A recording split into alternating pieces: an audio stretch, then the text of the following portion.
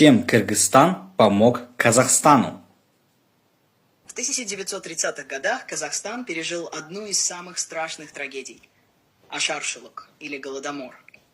В результате политики Сталина, коллективизации и принудительного изъятия скота погибли от 1,5 до 2,5 миллионов казахов, почти половина населения республики. Спасаясь от голода, около 500 тысяч казахов покинули родные земли, и многие из них направились в соседний Кыргызстан.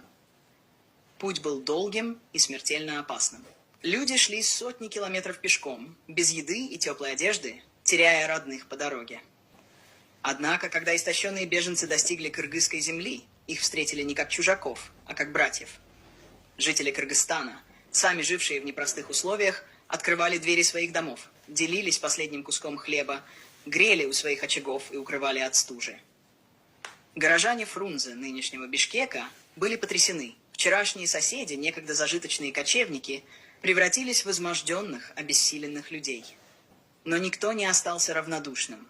Крестьяне приносили хлеб, женщины ухаживали за больными, детей устраивали в приюты. В авральном порядке создавались пункты питания, детские дома. Красный Крест организовал спасение самых слабых.